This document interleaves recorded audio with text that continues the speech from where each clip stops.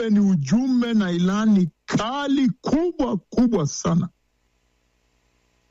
Wakiwa wanatangaza ya kwamba si unaona nimetembea.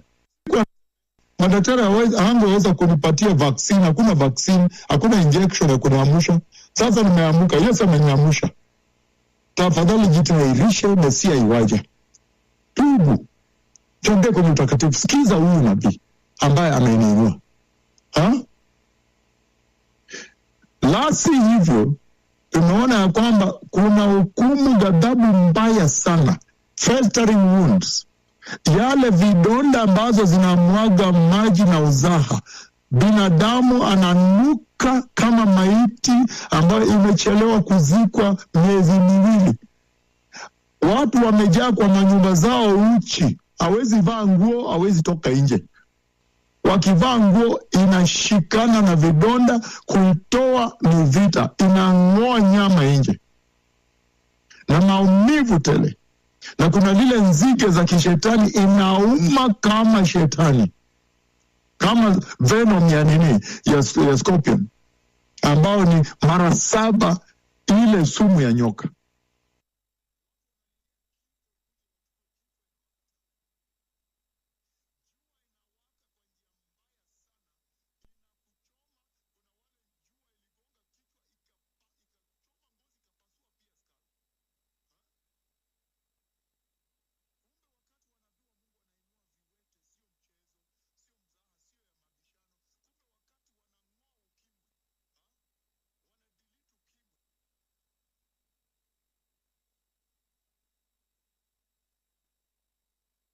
Saa hizi kumbe sio jambo ndogo, ni onyo kali sana. Ndio kwa hivyo sasa nataka niangazie vile kutembea kwa viwete, kuinuliwa kwa viwete inatangaza kuja kwake Mesia. Hiyo maana kila mara mkiona kiwete kija akitembea, Bwana anasema ya kwamba majira ya kanisa karibu kuisha. The church age is about to come to an end. Mjitayarishe, Mesia iwaja, na akichukua kanisa, ishara ya kuja kwake ni sisi viwete tunatembea. Na akichukua kanisa, basi majira ya kanisa itakuwa imeisha. Itakuwa shida sana. Vile tuliona katika Genesis Mwanzo 12 mstari wa 3, Bwana akiahidi ya kwamba atabariki na kubatiza mataifa zote kupitia kwa yule seed, ile mbegu ambayo itatokea kwenye Abrahamu. Isaya 49 mstari wa 6 inasema kwamba atakuwa nuru kwa mataifa zote. Matthew 16:18 Yesu mwenyewe aliahidi pale, alipeana unabii kwamba atajenga kanisa lake na kuzimu haitaguza hilo kanisa. Halafu Warumi 11:25 inatuambia sasa wakati wa kanisa itaisha. Wakati sasa mtu wa mataifa mmoja wa mwisho ataingia. Basi majira ya kanisa itaisha na Bwana ataanza kazi ya Israeli ambao unaona wako kwa TV saa hizi. Wako ready sana. Namba 2, tuliona jana ya kwamba wakati hao viwete wanatembea, Bwana anatangaza ya kwamba wakati wa evacuation, kutolewa kutoka hapa kwenye haya eneo la vita, hala eneo ya corona, eneo ya Ebola, haya eneo ya kwa maadhiriko ya shida ya vita na disaster, kuondolewa ni karibu, evacuation. Wakati mnaona kiwete anaamuka anatembea na madaktari wanakuja wana testify pale ya kwamba tumeshangazwa jameni. Kidaktari haina tiba, haina shindano, lakini kwa amri moja ya damu amesimama, damu ya Yesu. Wakati wana testify hivyo madaktari, hiyo manake Bwana anaonya kwamba hebu chungeni sana. Wakati wa kutolewa kutoka kwa mambo haya, eneo la hatari, vita, corona, Ebola, ni karibu. Mjitayarishe vyema kwa toba na utakatifu. Msikize hili sauti. Bwana kila mara huleta wrath, ghadhabu dhidi ya uasi. Lakini kila mara kabla hajaleta hiyo ghadhabu, huwa anapeana barabara, njia ya kuokoa watu wake. Tunaona wakati Lot aling'olewa pale, Mwanzo 19:22, Lot alitolewa pale Sodoma kabla haijagongwa na moto. Tunaona kwamba Ufunuo 3:10 mstari wa 10 hadi 11 anasema, kwa maana mumenitii, mkaniheshimu, mkatii agizo langu, amri yangu ya kuwa na subra, to endure patiently, katika dhiki, katika mateso sio dhiki, mateso. Mimi pia nitawaondoa hapa kabla dhiki jaingia. Bwana huwa ana njia ya kuondoa watu wake kwenye eneo hatari, eneo la hukumu, kabla haijatendeka. Wale wampendao Yesu, wale wameokoka. Hata katika Zaburi 27 mstari wa 5 ndio hilo tu kuondolewa. Zefania 2 mstari wa 3 ndio hiyo kuondolewa. Hata tunaona Mwanzo 5:24, Enoki alitolewa kabla ya mafuriko ya Mwanzo 6, mafuriko ya Noa, aliondolewa. Bwana hata kwenye Mwanzo 18:25 mstari wa 25, Abraham akamuuliza, je, wewe Mungu wa haki, utakubali kweli wale ambao ni watu wako wamekukubali, wanatembea na uhaki na utakatifu, wamekutii, utakubali wachinjwe na upanga ile moja tu itachinja wale waovu, wachinjwe pamoja na waovu? Unapata Mungu akisema pale, hapana, wale ambao ni wake atawaokoa. So wakati mnaona viwete wanatembea, Bwana anasema kwamba ako tayari, ako karibu sasa kuokoa watu wake, kwa maana hapa itaadhirika. Tayari ishaanza kuharibika. Vita ya Ukraine, mimi nilitabiri, nilipeana unabii. Vita ya Gaza, vita ya Lebanon, vita ya DRC, vita ya Iran, vita yote, hizi mambo yote, hakuna kisababu yoyote ya kusema hapana, unajua venye zozo sikujua, unajua venye zozo niliingia kwa altar late. Sasa venye alifunza haya ilikuwa shazifunza nikaingia tu sasa. Sasa venye alikuwa anafanya night shift, mchana alikuwa analala. Hapana, utakuwa na kisababu yoyote. Bwana amedhihirisha wazi ya kwamba hili ndio sauti inatayarisha mataifa na kuna agizo inatoa. Nambari ya 3, wakati mnaona Bwana mwenyewe anainua viwete, hiyo maana yake anaonya, anasema hebu chungeni sana.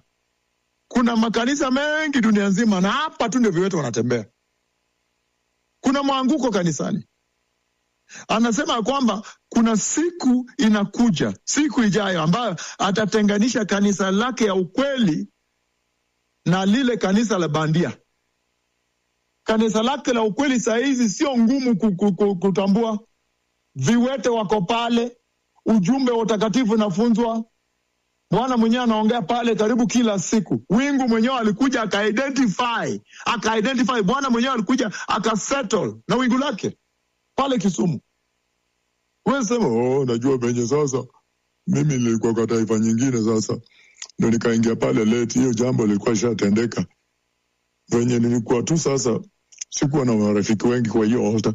No, kila mtu amejua sasa ya kwamba wingu imeshuka pale. Itakuwa ni uovu tu ndio ikushinde kuachana na kanisa zenu zimeoza, kukuja hapa kuabudu Yesu, kutocheza na umilele wako. Atakuja kutenganisha kanisa lake kutoka kwa lile kanisa ambao unaona kwa Timotheo wa 2 mlango wa 3 mstari wa 1 na 5, Timotheo wa 2 mlango wa 4 mstari wa 3, wale ambao wanapenda injili ambao ni tamu kwa mwili. Hata kuona kanisa zao wasichana wanapaka mavaseline kwa mapacha zao na ile skati ya Cinderella wanadensi pale kwa altar. Wanacheza disco pale. Vijana wakiwa na Friday kesha, hizo Friday unaona vijana kesha asubuhi makondoms yanapikiwa pale, yanarogotwa pale. Kuna kanisa nyingine ambayo iko na mwanguko. Wakati mnaona viwete wanatembea hapa, Bwana anatambua mahali kuna kanisa lake la ukweli.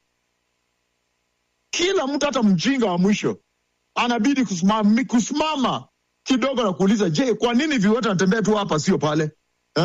Na hao viwete kuona wanatembea ni Mungu kabisa, wanaona Mungu amewainua. Hata vipofu, hata ukimwi.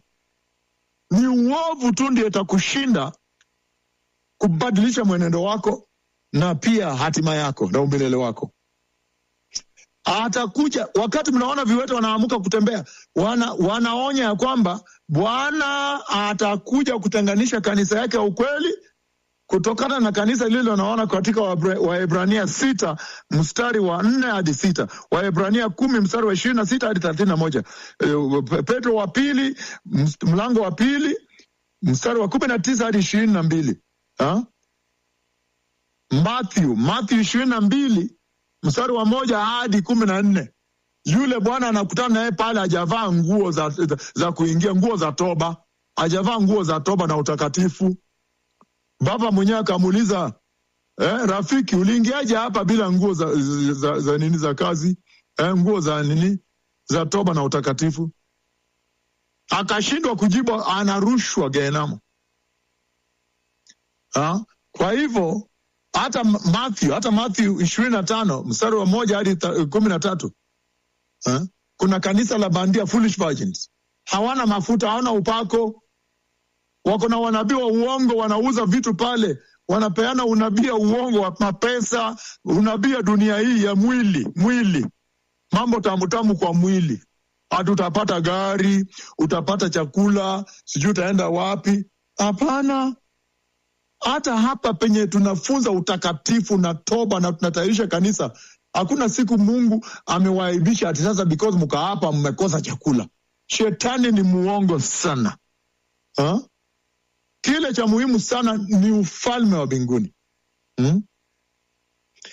Na wakati mnaona viwete wanatembea hapa, Bwana anatangaza ya kwamba jihadharini tafadhali, hivi punde mpinga Kristo atafunuliwa. Na hivi punde safari yenu ya mwisho ya kuingia sasa kwenye nyumbani kwenu wa umilele, the final voyage and pilgrimage for you to enter the eternal home of the righteous, iko karibu. Boma zenu ya umilele. Na Bwana ameongea sana sana. Kwa hivyo anasema anahitaji utiifu kama ile ya Abrahamu, ambapo aliambiwa huyu mtoto Mesia atatoka hapa na ataokoa dunia nzima. Alafu Bwana anageuka anasema, nataka unichinjie huyu mtoto. Kwa ajili ya utiifu, kumtii Mungu, akachukua mtoto karibu kuchinja. Ndio alafu sasa akaingia kwenye mpango ya uokovu na ukombozi wa Bwana. Hiyo ni kali sana. Inatudhirishia kwamba uokovu ni lake Mungu, na yeye ndiye anajua njia ielekayo mbinguni. Tukitembea na utiifu, hata kama saa zingine unaonekana it doesn't make sense kwa carnal mind, ukiwa kwa njia yake atakuelekeza paka utaingia. Ni mambo makali sana. Anasema hili ndio sasa wakati mnaona viwete wanatembea, hiyo maana yake Bwana anawatangazia kwamba hivi punde mko tayari kuingia kwenye hatima yenu, kwenye your inheritance, ambayo alisema you'll rule with him. You'll sit with Christ on thrones and rule with him in the kingdom of God. You are about to enter your inheritance promised. Na anasema wakati mnaona viwete wanatembea, inakuwa tangazo kubwa sana ya kwamba sasa chukueni uokovu wenu ya neema with seriousness, kwa ukali, kwa njia ya kumaanisha, mzaa na mchezo kando.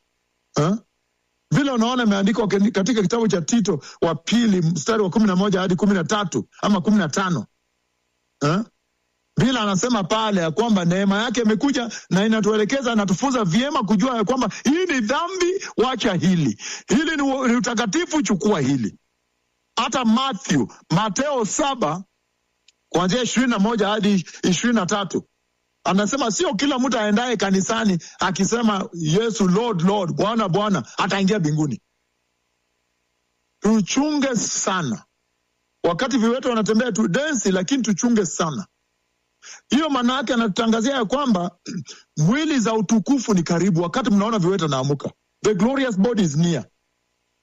Ya kwamba hiyo glorious body is imperishable, haiharibiki. Is powerful, iko na nguvu. Is glorious, iko na splendor, inang'aa. Can eat fish, vile Yesu alikula samaki, Luke 24:36-43. It can invite people to touch him. Hiyo mwili ambao ametuahidi eternal body ya utukufu, sio ya kiroho kusema ya kwamba haina kiasilia. It's a physical body, only that is spirit led. It is totally spirit consumed. That's why it's called a spiritual glorious body. iko na material, it has matter, you can touch it, transcending barriers. Inaweza pita iingie kwa nyumba bila kupita kwa ukuta ama kwa roof. Ni mwili kama lile la Kristo. Romans 6:5, Romans 8:11. It's identifiable. It has identifiable continuity. If you look at John chapter 20:27, when they could see the nail pierces of the body of Jesus he had before he got this glorious eternal body. So, kuna yale vitu uko naye itajitokeza upande ule pia. Mtu anaweza kusema huyu ni nani? The scar, the nail pierce, is incorruptible. No more sin, no more death. It's radiant. Unaona Ufunuo 1 mstari wa 13 hadi 16 kama ya Kristo. And is functionally superior. Ukipata nafasi utasoma Daniel chapter 12 verse 3. Moral perfection, immortality. And he says, and we shall be like him. Na anasema tutakuwa kama yeye. Kwa hivyo Bwana Yesu awabariki sana. Nina mkutano kubwa sana hapa headquarters hapa. A big dinner iko hapa, wachungaji wamealikwa hapa. Yes, and then we'll share things again there. So, wale wanataka kumpokea Yesu, rudia baada yangu. Semeni, Bwana Yesu mkuu, mimi leo nimesikia neno. Na lile neno nimesikiza ni neno kali sana. In fact ni onyo. Ya kwamba wakati miujiza makali makubwa yanatendeka machoni petu, kumbe yanakuja na jukumu kali sana, responsibility, accountability. Kwa hivyo mimi Bwana Yesu leo ninatubu dhambi zangu zote, na ninakusii na kuomba Baba unielekeze vyema katika utakatifu na katika kuheshimu miujiza zako na kupokea lile ujumbe. Hizi miujiza kama kiwete ametembea, kipofu ameona, kisiwa amesikiza, ile ujumbe wanatangaza, unisaidie sana niipokee vyema, niitii. Bwana Yesu, unijaze na Roho Mtakatifu, unitumie niongee na wengine pia, kwa maana nimesikia kwamba dhiki itakuwa mbaya, haistahimiliki. Vidonda makubwa kwa kila sehemu ya mwili. Hakuna kuvaa nguo, kujificha kwa nyumba bila nguo. Kila mtu dunia nzima. Na pia kwamba kuna nzige ya kishetani itauma watu vibaya sana, mpaka watamani kifo, lakini kifo itawakimbia, itawatoroka. Ya kwamba jua itarusha moto, itakuwa ikichoma vichwa za watu, ngozi ya kichwa inatoka, unaona fupa, na pia imepasuka fupa ya kichwa. Bwana Yesu, unisaidie sana, hata mimi pia nipate kusaidia wengine, kuwaelekeza kwako, watembee kwenye utakatifu, wasije wakaingie pale, watoto wangu, jamii yangu, watu wangu, na pia watoto wako mtaani. Katika jina kuu la Yesu nimeokoka. Amina. Thank you.